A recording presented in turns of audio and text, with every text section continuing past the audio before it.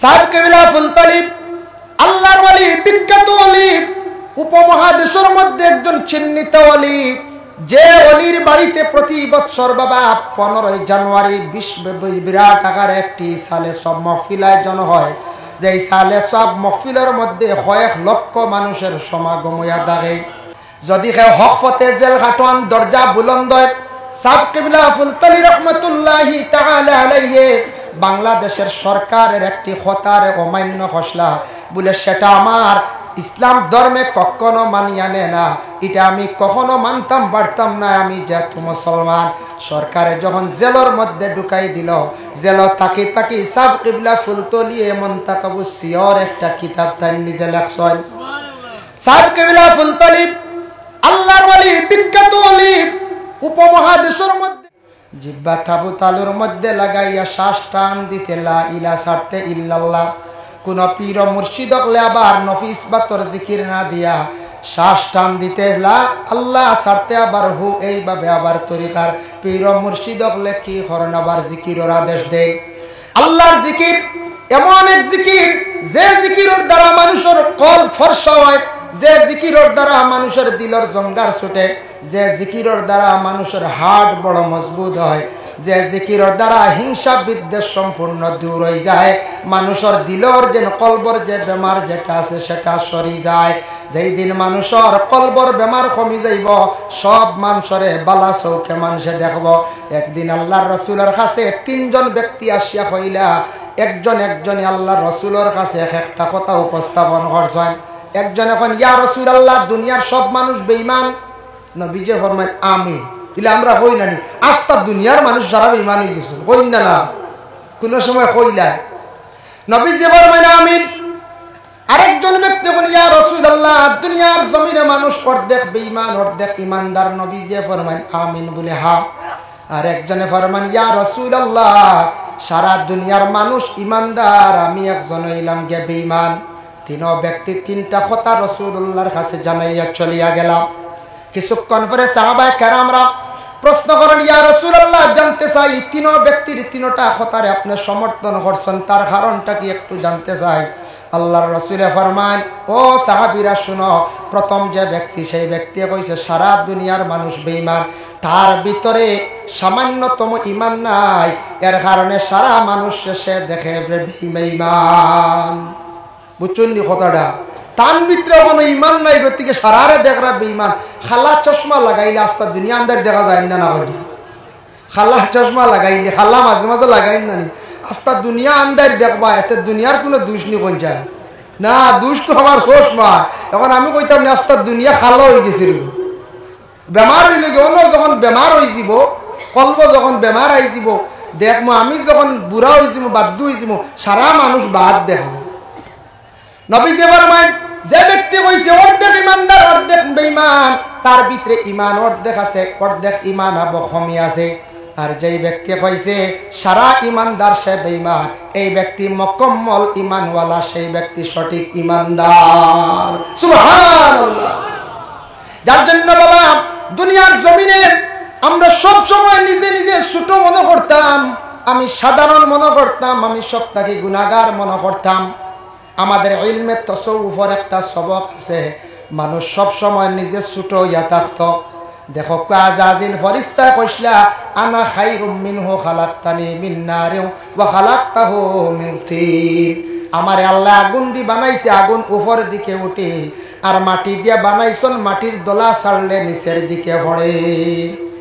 আমার আগুন দি বানাইছেন, আমি আগুনের তৈরি, আমার পাওয়ার বেশ, মাটির নিচে থাকে, মাটি লগে আগুন থাকি দুর্বল, আমি মাটির কাছে কখনো মাথা নত করবো না।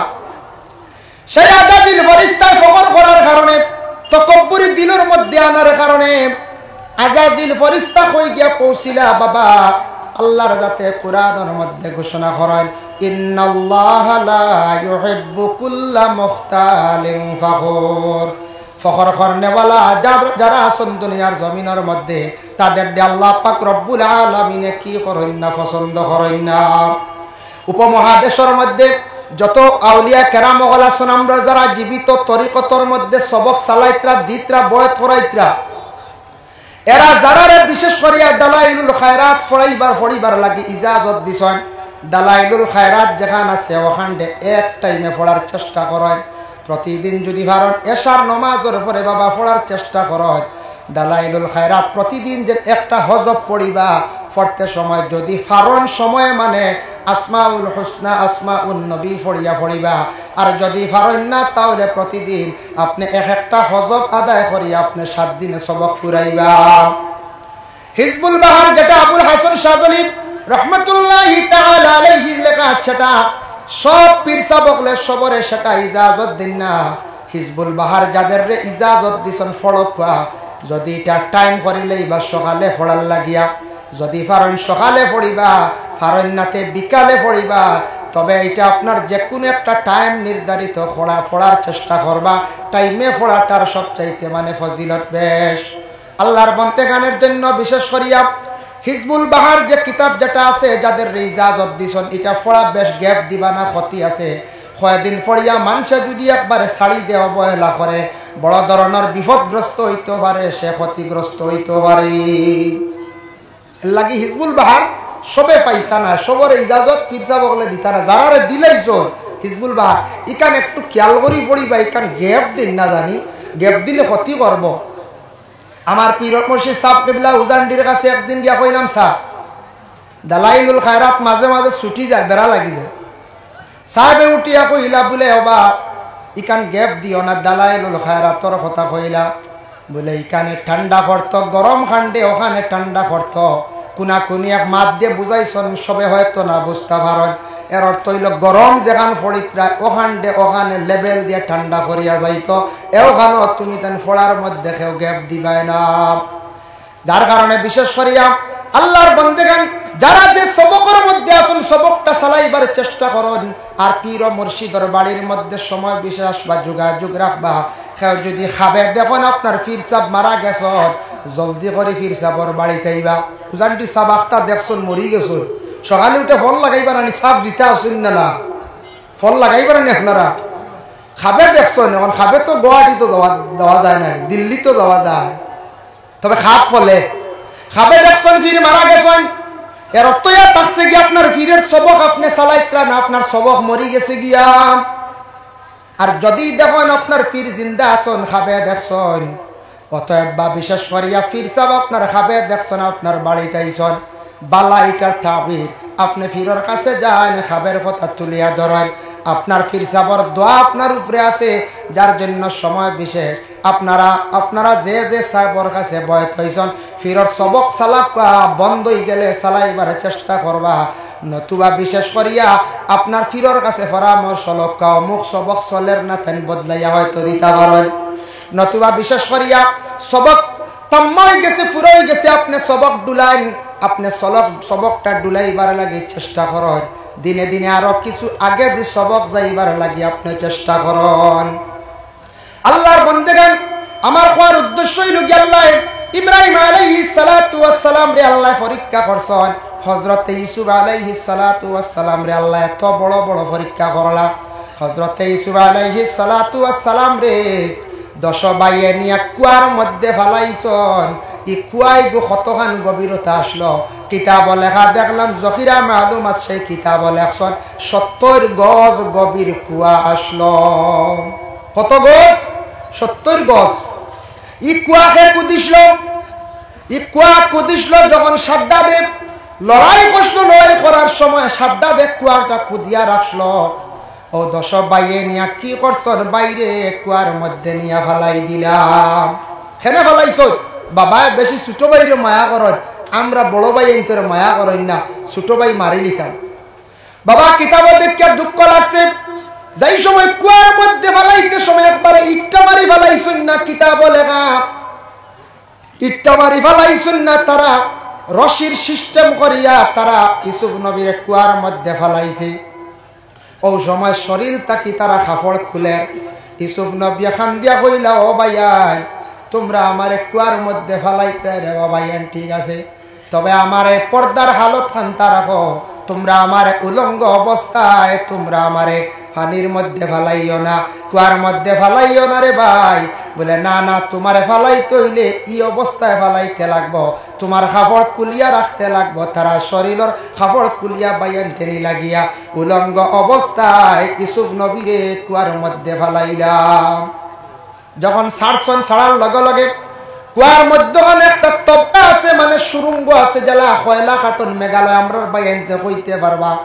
মধ্যখানে ওলা কাটিং নিচে যে কাটিং করিয়া ভাতারে ফাটিয়া যায়, যায়নি না না ওলা সিস্টেম হজরতে ইউসুফ আলাইহিস সালাতু ওয়াস সালাম রে আল্লাহ জিব্রাইল দে ফাটাইলা, ও জিব্রাইল তুমি জান্নাত থেকে একটা পোশাক লইয়া যাও। হোক সুবহানাল্লাহ।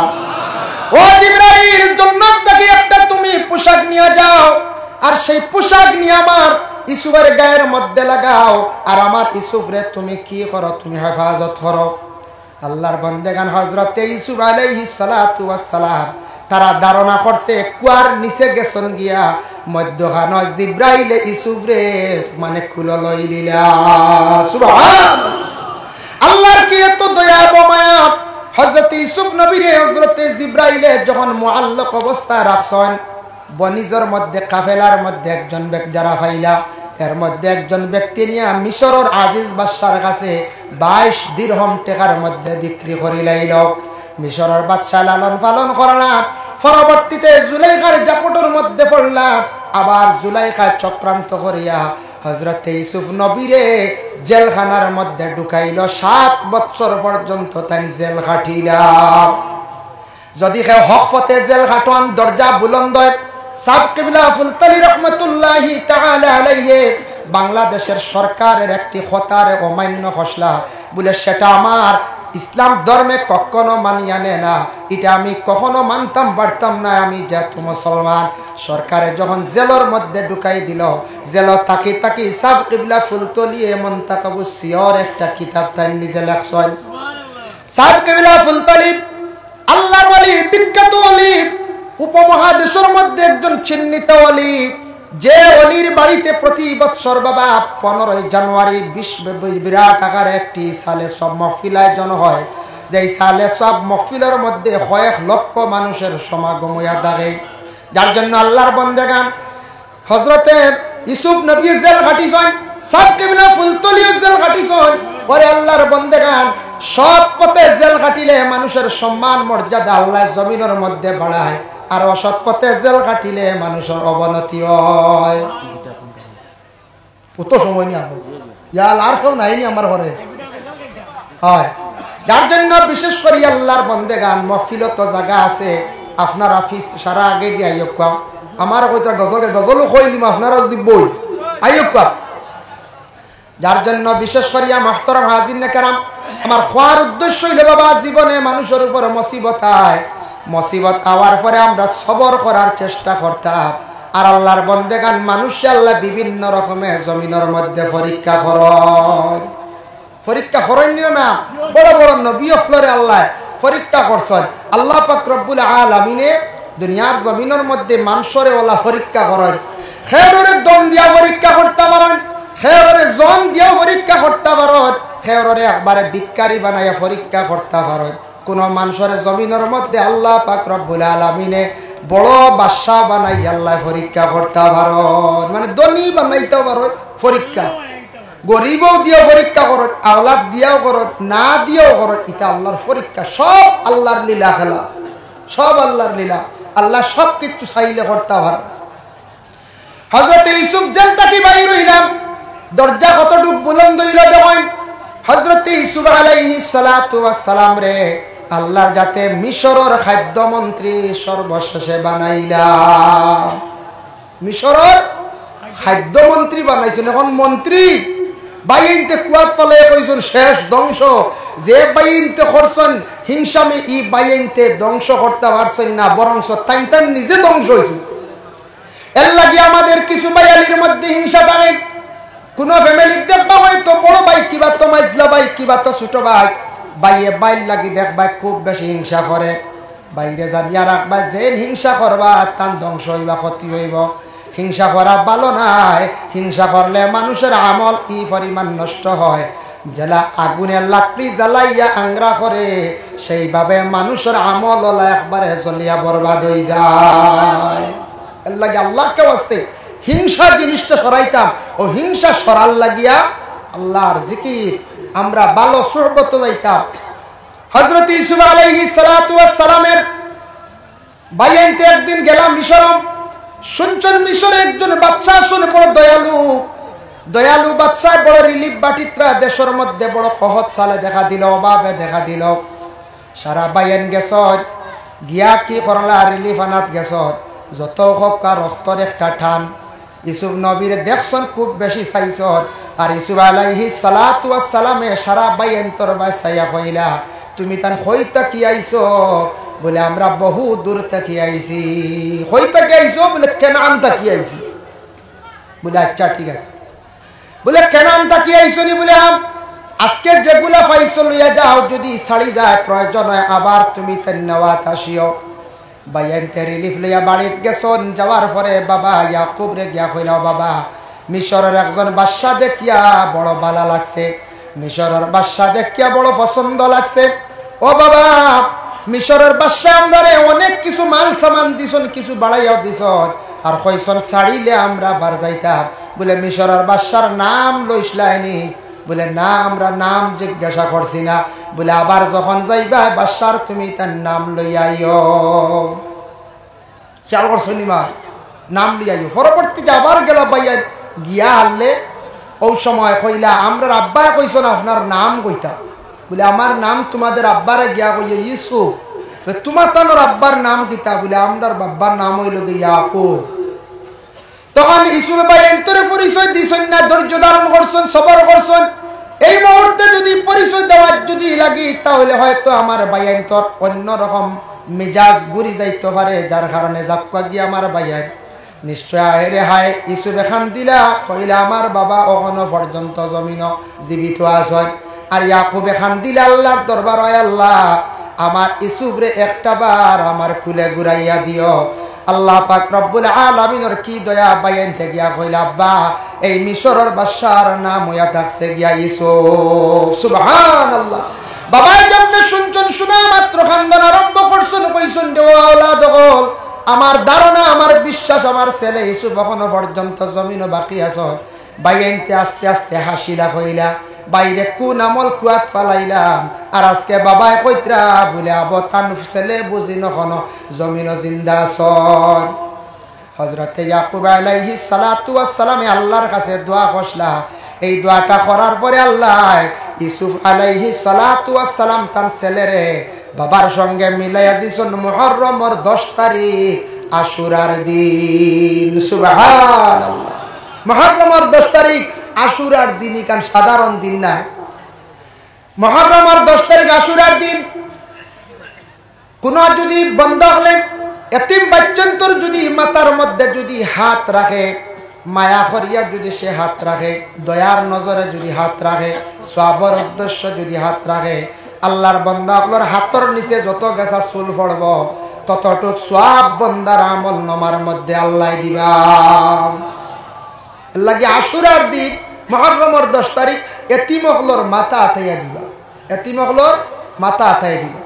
ভাই মুসলমানের জন্য আমি মূল বিষয়ের মধ্যে যেন আলোচনা যায় আবার গুড়িত আমি যেন আয়াতে করিমা পড়িলাম, ইব্রাহিম নবীর জীবন নিয়ে আলোচনা করলাম, তারপরে হযরতে ইউসুফ নবীর জীবন নিয়ে আলোচনা করলাম। তার উদ্দেশ্যটা কিটা, মূল করণীয় কি আমরা করাটা কিটা, জানাটা কিটা। কারণ ইয়াত আছে কি আল্লাহ বড় বড় নবী ওগুলোরে পরীক্ষা করছেন। এর লাগি 1-2 জন নবীর জীবনী সামান্য আমি তুলিয়া ধরলাম। সারা হইলে প্রচুর সময় লাগবো। আমরা জানিয়া রাখতাম আমরা আখিরি জমানার নবীর উম্মত বলে আমাদের নবীরে আল্লাহ পরীক্ষা করছেন নি? বলে হ্যাঁ, আমরার নবীরে আল্লাহ বড় বড় আরো পরীক্ষা করছেন। পরীক্ষা না রাসূলুল্লাহর ছেলে সন্তান দুনিয়ার জমিন থেকে বিদায় হয়ে গেলা, এটা একটা পরীক্ষা না কোন যায়? নবীয়ে মেয়ে সন্তান জীবিত রইছেন, জিন্দা রইছেন, কিন্তু আল্লাহর রসুলে তান ছেলে সন্তান জমিন থেকে হারাই দিল, আল্লাহ নিলা গিয়া কত বড় দুঃখ নানি পঞ্চায়। জন্মের ঘরে তান বাবারে চক্কর দ্বারা তান নিজে দেখলা না, কত বড় মনে একটি দুঃখ। আল্লাহর রাসূল দে আল্লাহ কত রকমের পরীক্ষা করছো, যার কারণে আল্লাহর বন্দেগান ইনু আমরা যত আইছি আজকে সাব বাড়ি কত কত দুঃখ লই আইছয় বাবা। আপনি আপনার খেয়রর মন থাকতে পারে পরিবার নিয়ে কষ্ট করডা, আল্লাহর কাছে দোয়া করেন, সবর করেন। সবরের জাজা হইয়া থাকছে গিয়ে আলাদা।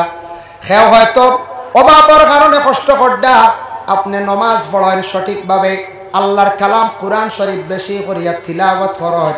তিলাওয়াত করলে আল্লাহ বড় খুশ হন রাজিয়েন বন্দার প্রতি। যত সময় পর্যন্ত নবীজি ফরমায় কোরআন শরীফ তিলাওয়াতের মধ্যে আমার বন্ধ হল তখন সে হালেকে জানিয়া রাখক আল্লাহর সঙ্গে কথাবার্তা করে। সুবহানাল্লাহ। কোরআন কেন আল্লাহর কালাম নানি, আল্লাহর ভাষা, আরবি ভাষা, আল্লাহর মাত।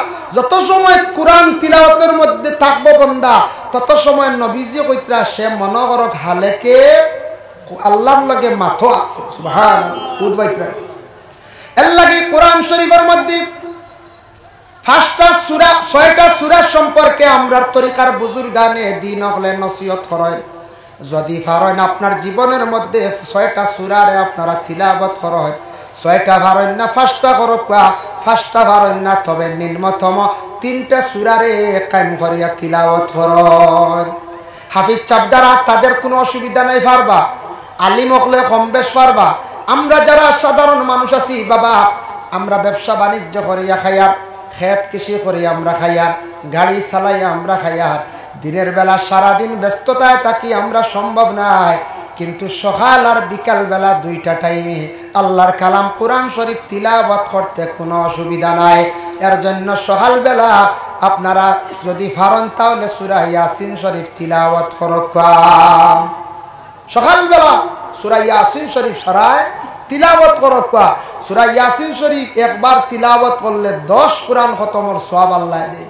বুঝবাইত্রা সূরা ইয়াসিন শরীফ হইল গিয়া কোরআনের কলব। কলব আমরার যারা কলব আছে, কোরআনের কলব হইল গিয়া সূরা ইয়াসিন। وقال النبي صلى الله عليه وسلم إن لكل شيء قلبا وقلب القرآن ياسين ومن قرأ ياسين كتب الله له بقراءتها قراءة القرآن 10 مرة أو كما قال عليه الصلاة والسلام। রাসূলুল্লাহ ফরমান কোরআনের জেলা কলব আছে, তেমনি ভাবে তোমাদের জেলা কলব আছে, কোরআনের কলব হইল সূরা ইয়াসিন। যারা সূরা ইয়াসিন শরীফ একবার তিলাওয়াত করবা তাদের আমলনামার মধ্যে 10 কোরআন খতমের সওয়াব আল্লাহ দান করেন। 2 নম্বরে যোহরের নামাজের পরে যদি পারেন সূরা রহমান আর সূরা ফাতিহা, এই 2টা সূরা যারা তিলাওয়াত করবা, সূরা রহমান তিলাওয়াত করলে মনের আশারে আল্লাহ পাক রব্বুল আলামিনে পূরণ করেন। ও যুবক ভাইরা, জীবনে বহুত আপনার আশা আছে। আশা আছেন না যুবক ভাইদের? গাড়ি লইতে, বাইক লইতে, তবে বাইক লইলে রে ভাই বড় সাইলেন্সার লাগবে লাগাইও না, বুঝাইছেন? ওদের বড় সাইলেন্সার এগুলো লাগাইয়া বেশি আওয়াজ করে নেন। আল্লাহর দয়া বুতা লাগাইও না, খালি দোয়াই আল্লাহ। কিছু ভাইয়ান যুবক ভাইয়ানকে দেখছি বাইক চালায়, খুব দ্রুত গতিতে চালান। ভাই আপনার লাইফ আছে, আপনার মূল্য আছে, আপনার জীবন রে আপনি মূল্য দেন। বাইক চালাইতে নর্মালিটি চালাও, বাইক চালাইতে মাথার সেই বেরাখন আপনি হেলমেট ব্যবহার করেন দে ভাই। যার জন্য আল্লাহর বান্দেগান বাইক চালাইতে সময় বড় ফাটা সাইলেন্সার গু লাগাইবা না। এগু লাগাইলে কিতা হয়, মানুষে বড় নিন্দা করেন। নিন্দা করেন দিনা না কোন যায় মানুষে বড় খারাপ পায়, কইবা খার ছেলে যার কি কু যায় রে এই বাই দিদি হইবেন না কোন যায়। আল্লাহকে ওয়াস্তে গুতা লাগাই না। জীবনের দ্বন্দ্বগুলোর দরকার আছে, টাকা পয়সার দরকার আছে, বাইরে আপনার জীবনে সূরা রহমান তিলাওয়াত করুন, মনের আশা আল্লাহ পূর্ণ করবা। 2 নম্বরে আয়াত আছে বাইরে সূরা ফাতিহা যারা তিলাওয়াত করবা, গায়ব থাকি আল্লাহ রিজিক মিলাইয়া দিবা। 3 নম্বরে আয়াত আছে গিয়া আসরের নামাজের পরে সূরা নাবা তিলাওয়াত করুন। আম্মা ইয়াতাসাআলুন যে সূরা যেটা আছে ওটা তিলাওয়াত করুন। এটা যত বেশি করিয়া তিলাওয়াত করবা, যদি পারেন আসরের পরে একবার আপনি তিলাওয়াত করেন, এই সূরাটা তিলাওয়াত করলে হাসরের কবরের ভয়াবহতা আপনার দিলের মধ্যে আইব। দিল মানুষের কি হইব বলে নরম হইব। সুবহানাল্লাহ। আরেকটা ফজিলত দেখলাম, খেরো রাত ঘুমায় না, মাথায় যন্ত্রণা করে, এরা রাত্রিবেলা ঘুমাইবার সময় আম্মা ইয়াতাসা সূরা যদি দায়েম করিলেন, তিলাওয়াত করা যদি আর আমল যদি করিলেন, মানুষের জলদি জলদি ঘুমাইব, মাথা ঠান্ডা হইব। মাগরিবের পরে সূরা ওয়াকিয়া তিলাওয়াত করবা, সূরা ওয়াকিয়া তিলাওয়াত করলে আল্লাহ বেশিমার রিজিক আতা করে। আর এশার নামাজের পরে সূরা মুলক তারে তিলাওয়াত করবা।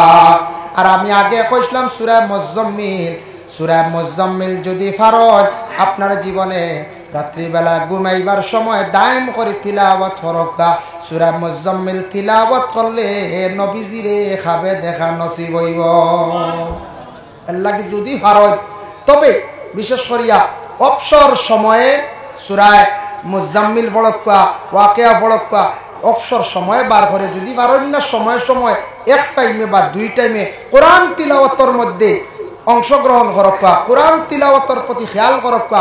আমরা বর্তমান সময়ে পড়া জিনিসটা কমে গেছে গিয়া, একমাত্র মোবাইলে আমরা খাই নিছে গেছে। মোবাইলে আমরা ওলা খাইছে, মোবাইলের দ্বারা মানে সবসময় ব্যস্ততা থাকি আমরা একগুলো, যার কারণে বিশেষ করে আমরা ম্যাগাজিন পড়ি না। এখন পত্রিকাও বন্ধ হয়ে গেছে, পত্রিকাও আমরা পড়ি না, ওলি আল্লাহগুলোর জীবনী পড়ি না, সাহাবিয়ে কেরামগুলোর জীবনী আমরা পড়িয়ার না। আমরা এটা পড়ার দরকার আছে। মানুষে ইগুলা বই পড়িলে মানুষের জ্ঞান বাড়ে, অনেক জ্ঞান হয়। সাহাবায়ে কেরামগুলোর জীবনী পড়কা, এরপরে ওলি আল্লাহগুলোর জীবনী পড়কা, এরপরে আপনার বালা পণ্ডিত হলে বালা বালা এক একটা ব্যাপারে বই লেখছেন, গ্যালাস্কি ব্যাপারে বই লেখছেন, মহাকাশ ব্যাপারে বই লেখছেন। কথা পড়ার দরকার আছে। আমরা নলেজ বাড়িব, আমরা কি তৈব নলেজ বাড়িব। এর জন্য বিশেষ করিয়া আমরা পড়ার দরকার আছে। ভাইয়া একটা সময় যুবক ভাইয়েন আপনার জীবনে মোবাইলটার একটু সময় বন্ধ রাখিয়া কি করেন, দয়া করিয়া কোরআন তিলাওয়াতের দিকে অগ্রসর হয়।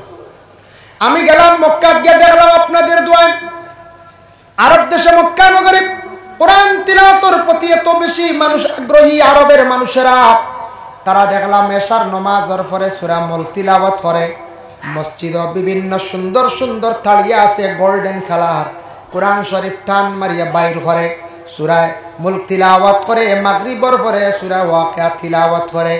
আমি নিজে দেখলাম আমার পাশে একটা আরবি মহিলা যেমনে দেখলাম জোহরের পর থেকে তিলাওয়াত আরম্ভ করলে হরমের ভিতরে দুতলায় একবারে সন্ধ্যা পর্যন্ত তিলাওয়াতের মধ্যে ছিল। সেই মহিলাটা একাধারে আমার ধারণা দেখলাম প্রায় 7 থেকে 8 পারা তিলাওয়াত করিলাইল। আমাদের দেশে মা বোনেরা কোরআন শরীফ তিলাওয়াত করতা, আল্লাহকে ওয়াস্তে যত বেশি তিলাওয়াত করবা আল্লাহ সম্মান মর্যাদা বাড়াইয়া দিব, আপনার পেটে আল্লাহ নেক সন্তান দান করব। কিন্তু আমাদের দেশে বর্তমান বেহাল অবস্থা বাবা।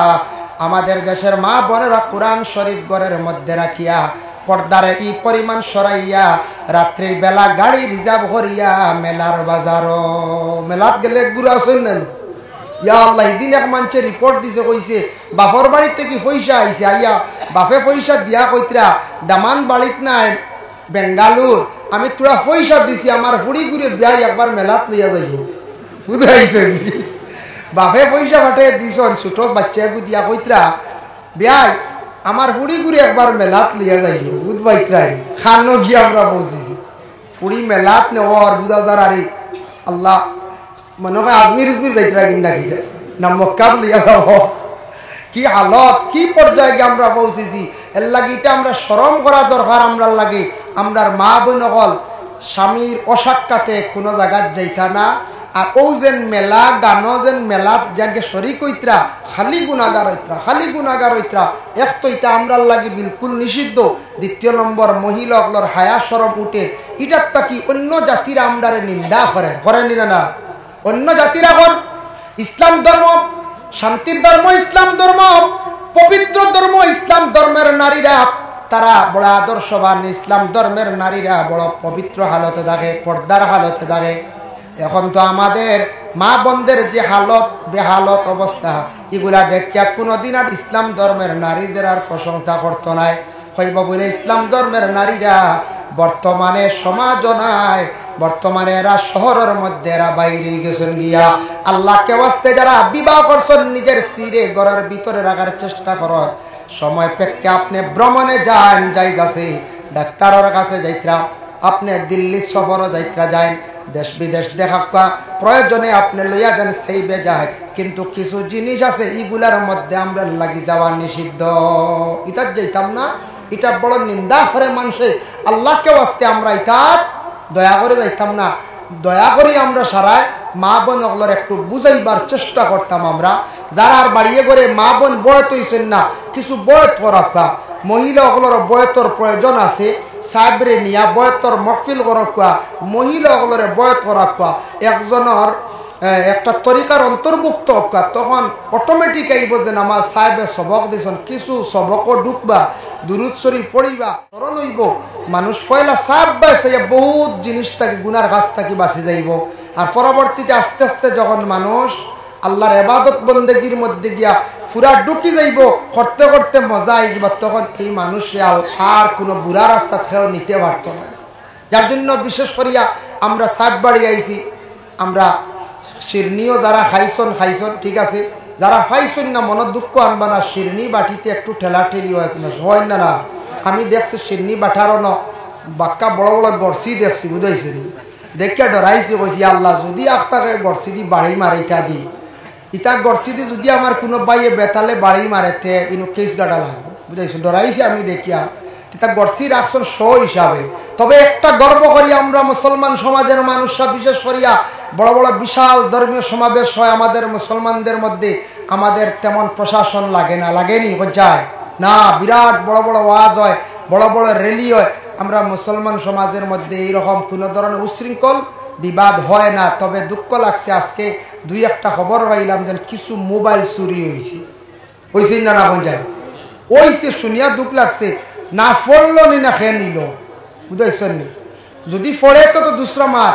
আর যদি সাত বাড়ি ওয়াজও আসিয়া একটা নেক মহফিলের উদ্দেশ্য রানা দিয়া আসিয়া যদি মোবাইল লিয়া যায়, বহুত বাদ কাম করছি।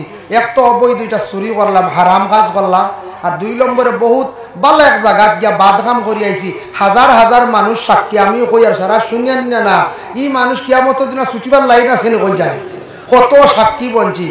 আর জুতা আল্লাহর বান্দারা বিবি সায়রা ইন্তেকাল হইছেন, বিবি হাজরাও ইন্তেকাল হয়ে গেছেন। পরবর্তীতে আরেকজন মহিলারে হযরত ইব্রাহিম আলাইহিস সালাতু ওয়াস সালামে বিবাহ করলাম। কেনানিয়ান একজন মহিলা, তার নাম হইল গিয়া কাতুরা বিনতে ইয়াকিন। এই মহিলারে বিবাহ করছেন। বিবাহ করার পরে হযরত ইব্রাহিমে তার জিন্দেগি তার 6 জন সন্তানের মালিক হইলা। সুবহানাল্লাহ। প্রথম 3, 2 বিবির ঘর 3, বাদে আরো 6, টোটাল কতজন হইলা? 9 জন সন্তানের মালিক। যার প্রথমত কোন আওলাদ নাই, কোন সন্তান নাই, আল্লাহর কি লীলা বুঝবার ক্ষমতা নাই। আল্লাহ হযরত ইব্রাহিম রে কত বড় বাবা পরীক্ষা করলা, পরবর্তীতে অসংখ্য সন্তানের আল্লাহ মালিক বানাইলা। তারপরে হযরতে ইয়াকুব আলাইহিস সালাতু ওয়াস সালামের ঘর আল্লাহ কতজন সন্তান দিলা? বলে 11 জন সন্তান দিলা। ইয়াকুবর বেটা ইউসুফ নানি পঞ্চায় জানা আছে নানি আপনারা? হযরতে ইয়াকুব আলাইহিস সালাতু ওয়াস সালামের সবচেয়ে ছোট সন্তান হযরতে ইউসুফ আলাইহিস সালাতু ওয়াস সালাম। 10 ভাইয়ে কিন্তু বাইল লাগি বড় হিংসা করলা বাবা। 10 ভাইয়ে বড় হিংসা করছন। হিংসা এমন একটা জিনিস, দেখো হিংসা করিয়া কোনোদিন মানুষ আগ বাড়িতে পারে না। হিংসা বুঝবাইছিল, বাইয়ে বাইল লাগি মনে করক্কা হিংসা, বাইয়ে বনির লাগি হিংসা। যে কোনো মানুষের যে কোনো ব্যাপারে যদি হিংসা থাকে, দিলের মধ্যে কিনা বদ থাকে, এই মানুষ আগ বাড়িতে পারে না, উন্নতি হয় না, বরং অবনতি হয়। একজন মেসাবুটি গেছেন তানারে বাড়ি মারা, মাস্টার বাড়ি গেছেন তানারে বাড়ি মারা, একজন মানুষ একদম সম্পদ যার তানারে বাড়ি মারা। এইভাবে জীবনে যদি কোনো মানুষের দিল যদি এইভাবে হিংসা যদি থাকি যায়, জানিয়া রাখ আল্লাহর বন্দেগান কোনোদিন সেই বন্দার উন্নতি হইতো নাই। ও হিংসাগুলা বিদ্বেষগুলা সরাইবার জন্য আমরা পীর মুর্শিদর কাছে যেন সবক যেগুলা লয়, ফিরে সবক দিয়া দিছন আপনার তরে কিতা সবক আমাদের নকশবন্দিয়া চিশতিয়া তরিকার সবক হইয়া থাকছে গিয়া। আমরা পীর সাবকলে সবক দেন বলে রোজানা 200 বার দুরুদ পড়ো, 100 বার আস্তাগফিরুল্লাহ পড়ো। কইছুন না না? যারা বয়স তৈছন সবক দিছুন না, 200 বার দুরুদ শরীফ, 100 বার আস্তাগফিরুল্লাহ। 200 বার দুরুদ শরীফ পড়ার কারণ কি? দুরুদ এমন একটি ইবাদত বাবা, যে দুরুদ পড়িতে সময় মানুষের যদি আল্লাহ রসুলের প্রতি ধ্যান মুক্ত হইয়া যদি সে দুরুদ পড়ে, যদি রাসূলুল্লাহ তো দেখছি না, কিন্তু আল্লাহর বান্দাগান আল্লাহ রাসূলকে দেখা সম্ভব আছে। আমি সূরা মুজাম্মিলের ব্যাখ্যা দেখলাম, কোন মানুষ যদি প্রতিদিন যদি রাত্রি বেলা যদি এই মানুষ যদি ঘুমায় সূরা মুজাম্মিল তিলাওয়াত করিয়া, সেই মানুষে হঠাৎ একদিন আল্লাহর রাসূল রে খাবে দেখতে পারবো। সুবহানাল্লাহ। আর যে মানুষ আল্লাহর রাসূল রে খাবে দেখিলাইব, স্বপ্নে দেখিলাইব, এই মানুষের লাগি জাহান্নামের আগুন আল্লাহ হারাম করে দিবা।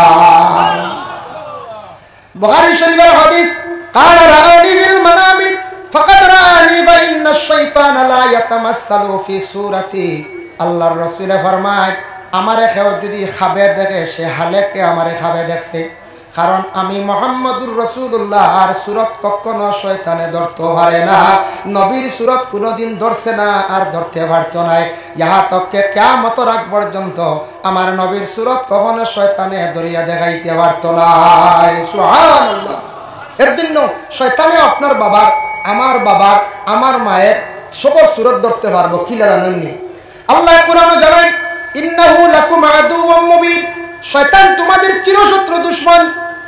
তোমার ভাই দুশমনি করছে 2 বছর 3 বছর, তোমার গ্রামের কোন ভাই দুশমনি করছে 2 দিন 3 দিন 5 দিন 7 দিন 10 দিন পর্যন্ত, 10 বছর পর্যন্ত দুশমনি করলো। বাবা কেউ যদি দুশমনি করে আপনি নীরবতা পালন করেন, আল্লাহর কাছে আপনি দোয়া করেন, দুশমনকে আল্লাহ দমন করবা। দুশমনের প্রতি আপনি হাত বাড়ানির যাওয়ার প্রয়োজন নাই। আমার নবীর পিছনে অনেক সমালোচনা ছিল, আল্লাহর রাসূলের পিছনে পাথর দিয়ে ইটা মারছেন, ফিটির মধ্যে পর্যন্ত দাগ পড়ছে। খাদিজাতুল কুবরা রাদিয়াল্লাহু তাআলা আনহা নিজে আল্লাহর রাসূলের শরীর মোবারকের মধ্যে ছোট্ট ছোট্ট দাগ দেখতে পাইলা। খাদিজাতুল কুবরা একদিন আল্লাহর রাসূলের শরীর মোবারকের ছোট্ট ছোট্ট দাগ দেখে বলেন, ইয়া রাসূলুল্লাহ, ছোটবেলা তো জন্মের পরে বাবা আপনি দেখছেন না, মায়ের কেমন আদর যত্ন পাইছেন না, আপনার ছোটবেলা কোনো ছোট ধরনের রোগ হইছিল নি, ফুট খাওয়ালি কোনো ফসা রোগ হইছিল নি? বলে না। বলে আপনার শরীর এত সুন্দর কিন্তু সামান্যতম ছোট্ট ছোট্ট দাগ আমি দেখতে পাই। আর আল্লাহর রাসূল ফরমান, খাদিজা গো, কোনো আমার রোগ হইছে না, ফসা জাতীয় কোনো রোগে আমারে শরীরের মধ্যে কষ্ট দিছে না, একমাত্র আমি কলিমার দাওয়াত দিতে গিয়া তাইফের জমিনে গেলাম, মক্কার বিভিন্ন প্রান্তে গেলাম। খাদিজা গো, কত পাথরের ইটা আমি নিজে খাইলাম।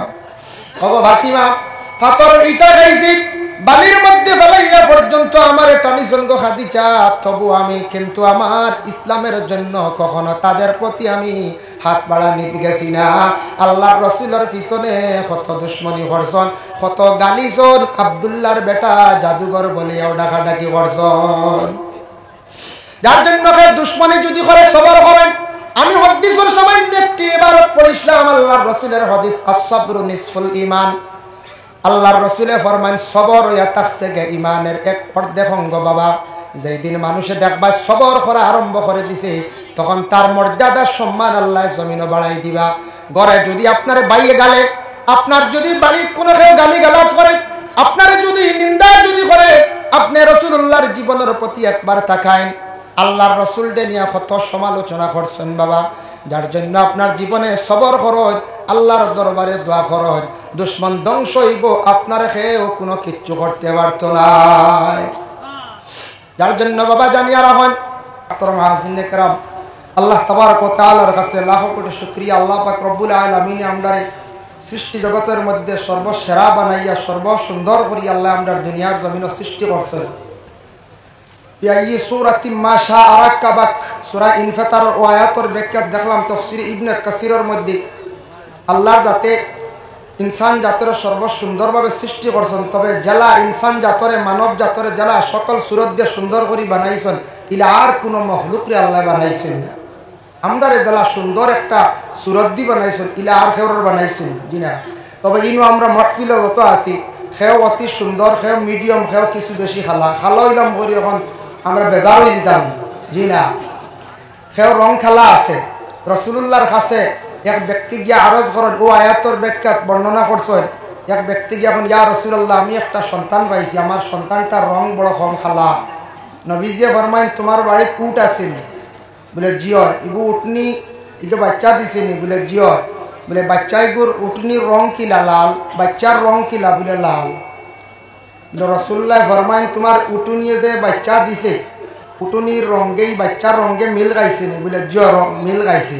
বলে তেওয়ালা, তুমি এখান মনে আনিও না, কোনো সময় আল্লাহ পাক রব্বুল আলামিনে মানুষদের সুন্দর খেউরে দেন, খেউরের খালাও দেন, সন্তানাদিরে দেন, এটার নসল দ্বারা যারা উটনি রং লাল আসলো বাচ্চার রং গলা লাল হয়েছে বুঝেছেন। আল্লাহ রসুল কত সুন্দর একটা সমাধান দিয়েছ, যার জন্য আমরা খেওরার রং খালাও আছে, খেওরার লাল আছে, খেওরার সাদাও আছে, কিন্তু সবটা কি আমার ধারণা আরব কান্ট্রিতে গেলে দেখা যায় সবটা কি মানুষ বেশি সুন্দর। হজরতে ইউসুফ আলাইহিস সালাতু ওয়াস সালাম যে দেশ বিশেষ করিয়া যাওয়ার পরে জুলাইখা পাগল ইসলাম মিশর, ও মিশরের মানুষ যারা সুন্দর বেশি দেখছি, ইলা পৃথিবীর জমিনও মনে হয় আর সুন্দর মানুষ আর নাই।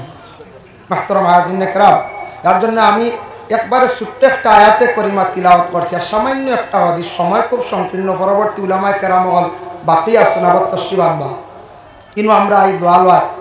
তো আমি আয়াতে করিমা তিলাওয়াত করছি। আল্লাহ পাক রব্বুল আলামিন দুনিয়ার জমিনের মধ্যে মানুষদের বিভিন্ন রকমে আজমায়, কিন্তু আমরা যত আছি অনেক মুসিবতওয়ালা আছি, আসিন না না যায়, বিভিন্ন রকমের মুসিবত দাদা আসন, বিভিন্ন রকমের চিন্তাওয়ালা আসন, সেও নিজের পরিবার নিয়ে চিন্তিত, সেও সন্তান নিয়ে চিন্তিত, সেও রোগ দ্বারা চিন্তিত, এইভাবে আমরা অনেক চিন্তিত আছি। কিন্তু ইগুলা হইলে আমরা মনে বেজারি আনতাম না, আমরা ইমান আনছি, বালাবুরা তকদিরুল ইমান আনছি, আনছি না না, ভালো হইলেও আমরা আল্লাহর পক্ষ থেকে হয়েছে, বুড়া হইলেও আমরা আল্লাহর পক্ষ থেকে হয়েছে, এখানে আমরা সবে আমরা দিল বিশ্বাস রাখতাম, এটার উপরে আমরা ইমান আনছি, ভালো হইল আল্লাহর পক্ষ থেকে, বুড়ো হইল আল্লাহর পক্ষ থেকে। তবে আল্লাহ মানুষরে আজমায়, জেলা বড় বড় নবী হলরে আল্লাহ আজমাইছ, ওলা আমরা ওলা আজমায়। যেমন একজন নবী নিয়ে সামান্য দৃষ্টান্তমূলক আমি আলোচনা যাই, হযরত ইব্রাহিম আলাইহিস সালাতু ওয়াস সালাম, যে নবীর নাম তো আপনারা শুনছেন না, ও ইব্রাহিম নবীর আল্লাহ কত আজমাইলা। যেমন আল্লাহ পাক রব্বুল আলামিনের পবিত্র কালামুল্লাহ শরীফের মধ্যে জানায়, ওয়া ইয বিতালা ইব্রাহিম রাব্বুহু বিকালিমাতিন ফাতাম্মাহুন, হযরতে ইব্রাহিম আলাইহিস সালাতু ওয়াস সালাম রে আল্লাহ আজমাইশ করছেন।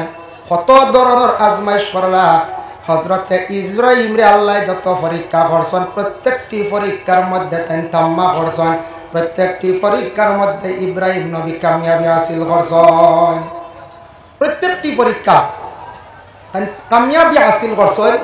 এক নম্বর পরীক্ষা হইল যখন নমরুদের তামরে অগ্নিকুণ্ডলের মধ্যে ফালাইছে, শুনছেন তো আপনারা, নমরুদে যখন আগ্নির মধ্যে ফালাইছে তখন তার বয়স কত আসলো? ইব্রাহিম আলাইহিস সালাতু ওয়াস সালাম রে আগ্নির মধ্যে ফালাইছে, ভিন্ন ভিন্ন রওয়ায়াত আছে, এক রওয়ায়াত আছে 26 বছর। এই রকম বয়সকালে ইব্রাহিম রে আগ্নির মধ্যে ফালাইল, খেনে ফালাইল। হযরত ইব্রাহিমের নমরুদ রে খোদা মানছেন না, বিশ্বাস করছেন না, বড় মানছেন না, যার জন্য হযরত ইব্রাহিম রে আল্লাহ পাক রব্বুল আলামিন পরীক্ষা করলা, যে পরীক্ষার মধ্যে তিনি কামিয়াবি হাসিল করছেন, তানরে আগুনে বিলকুল জ্বালাইতে পারছে না। এক আল্লাহ বলিয়া বিশ্বাস করলা, ফলাও তানে পরীক্ষা পাইল না। খেয়াল করছেন মাত বুঝা যায় না, এটা পরীক্ষা। নমরুদে আগ্নিত পালাইছে, কিন্তু ইব্রাহিম ডুলিছেন না, এক আল্লাহ স্বীকার করছেন, নমরুদরে খোদা মানছেন না। বুঝবেন মা, যার জন্য বিশেষ করিয়া দেখেন আরেকটা ঘটনা আপনাদের সম্মুখে আমি আনতে চাই। মুকাশাফাতুল কুলুব ইমাম গাজ্জালী রাহমাতুল্লাহি তাআলা আলাইহি বর্ণনা করেন, একজন কৃপণ ব্যক্তি, বখিল ব্যক্তি আসলো, তার ঘরের স্ত্রীরে কইল, গো বিবি, আমি বাড়িতে যখন থাকতাম না, আমার অসাক্ষাৎ তুমি যদি কোনো মানুষকে যদি কোনো কিছু যদি দেও, তাহলে তোমারে আমি তালাক দিয়া বিদায় দিলাইম। আমি না থাকা অবস্থায় তুমি যদি কিচ্ছু দেও, মানুষরে খাওয়া এমনি দেও, তালাক দিলাইম। বুঝবাইছিল? হঠাৎ একদিন সেই বহিলের বাড়ির মধ্যে একজন ভিক্ষুক আসলো। আসার পরে সেই মহিলা বড় দয়ালু দিনদার ছিল, 3খানা রুটি হাতে তুলিয়া দিলা। মহিলায় সেই ভিক্ষুক আবার রুটি 3খানা লইয়া যখন রওনা দিল বাড়ির সামনে, যাওয়ার পরে ভিক্ষুক রে ফাই দিল বাড়ির মালিকে। প্রশ্ন করলো, হে ভিক্ষুক, তোমারে রুটি খেয়ে দিল খোসাই?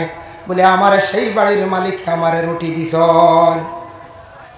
রাগান্বিত অবস্থায় বাড়ির মধ্যে গেল, যাওয়ার পরে ঘরের বিবিরে প্রশ্ন করলো, গো বিবি, জানতে চাই তুমি কেন সেই ব্যক্তিরে রুটি দিলাই, ভিক্ষুকরে রুটি দিলাই? তখন সেই মহিলায় উঠিয়া কইলা, গো স্বামী, একজন ভিক্ষুক দেখি আমার বড় দুঃখ লাগছে, আমি আল্লাহর ওয়াস্তে 3খানা রুটি দিয়া দিলাম। আমি কইলাম তোমারে তালাক দিয়া বিদায় দিমু, তালাক দিতাম না, তোমারে আমি আগুন দিয়া এই মুহূর্তে জ্বালাই দিয়ার। নাউজুবিল্লাহ। বুঝবাইতরান তালাক দিত না, এখন আগুন দিয়ে জ্বালাই নিত।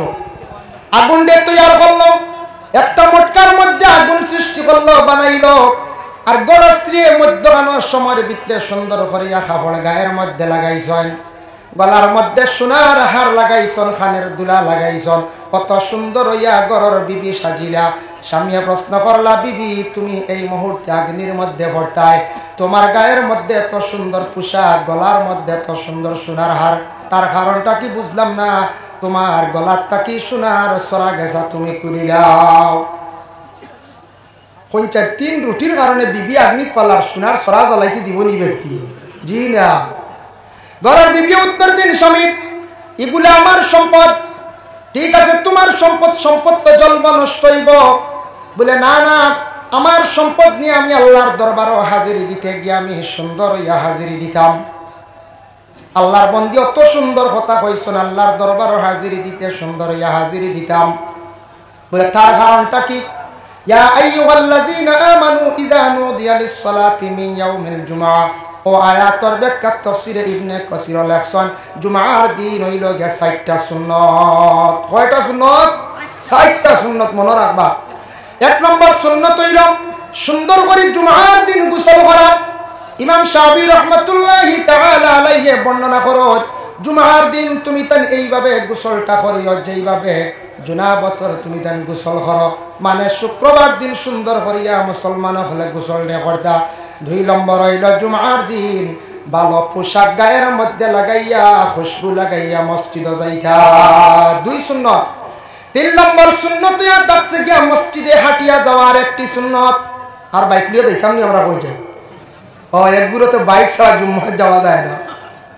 হাঁটিয়া গেলে সুন্নত বাবা, একটা নবীর সুন্নত আদায় হইল। 4 নম্বরে ইমাম সাবর পিছনে ডান সাইডে বসা হইয়া থাকছে আর একটা সুন্নত।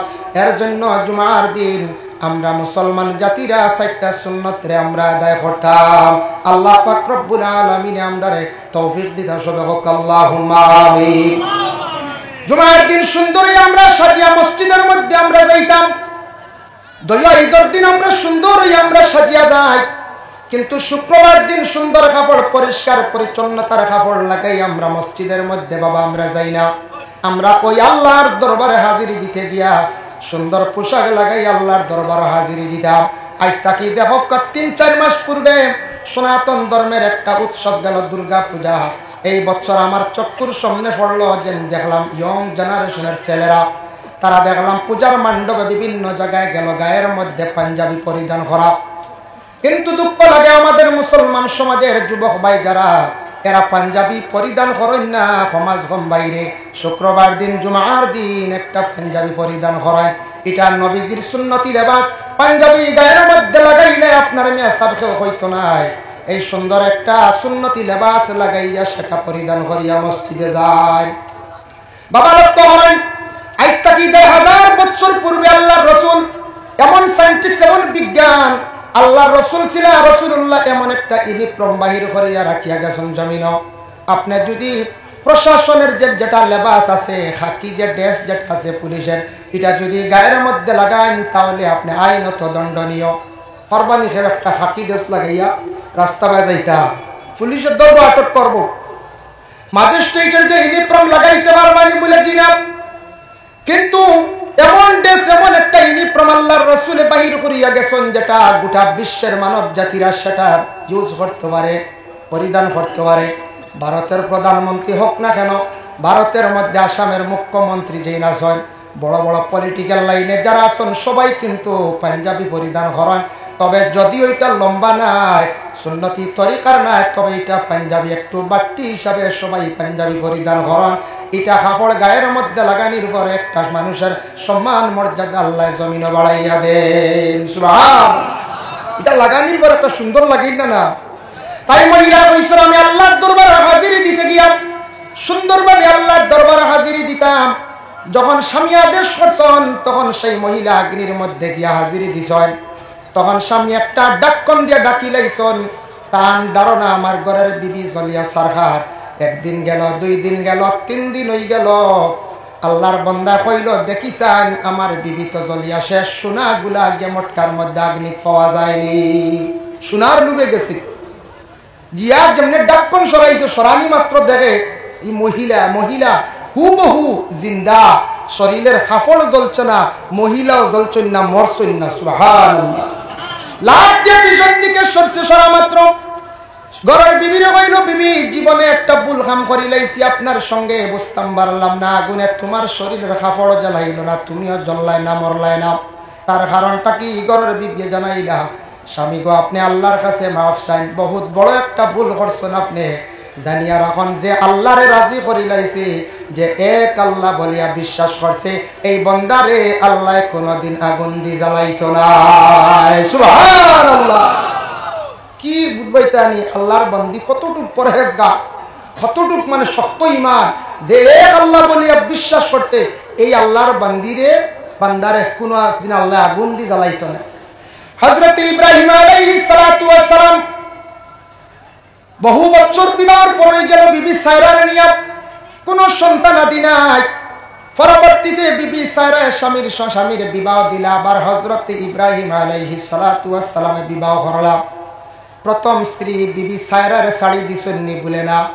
আমাদের দেশে ইলা অনেক মহিলা আছেন স্বামীর ঘরে থাকা অবস্থায় সন্তান আদি নাই, আল্লাহ খেয়ার সন্তান না দিয়ে বাবা পরীক্ষা করেন।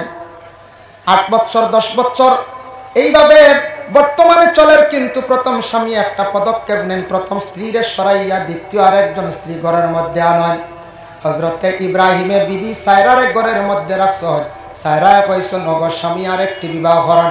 বিবি হাজেরার যেই সময় বিবাহ করলা, বিবি হাজেরায় গর্ভ ধারণ করছেন, পেটে সন্তান থাকা অবস্থায় বিবি সায়রা তখন আল্লাহর কাছে কসম খাইছেন, যত সময় পর্যন্ত বিবি হাজেরার শরীরের মধ্যে আমি দাগ লাগাইছি না, অত সময় পর্যন্ত আমি সায়রা দম লইতাম নাই। তার কসম খাই দিয়েছেন দাগ লাগাইতাম, বুঝবেন? কারণ একটা সতিয়ালা জিদ থাকে না, দুই মহিলা এক ঘরে থাকলে একটা সতিয়ালা জিদ আসে না আসে। যখন হযরতে ইব্রাহিমের ঘরে সন্তান জন্মগ্রহণ করলা হযরতে ইসমাঈল আলাইহিস সালাতু ওয়াস সালাম, তারপরে দেখা যায় বিবি সায়রা আবার গর্ভধারণ করে লইলা।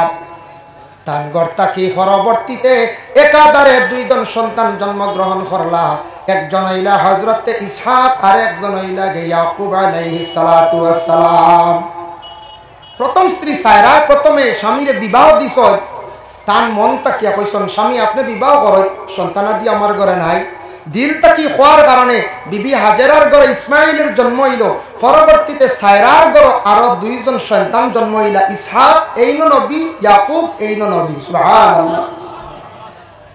আমি যেন খোয়াত আসলাম দুরুদ শরীফ 200 বার পড়ার কথা, আমরার পীর ও মুর্শিদে যেন তরিকতর সবক দেন 200 বার দুরুদ শরীফ পড়ার জন্য, 100 বার আস্তাগফিরুল্লাহ। যত বেশি করিয়া দুরুদ পড়িবা তত বেশি রাসূলুল্লাহর প্রতি আপনার মহব্বত হইব, আল্লাহর রসুলের প্রতি দিলি মহব্বত বাড়িব। আর দুরুদ ইবাদত গ্যারান্টি আল্লাহ কবুল করেন, অন্য ইবাদতের মধ্যে সেইভাবে কোনো গ্যারান্টি নাই।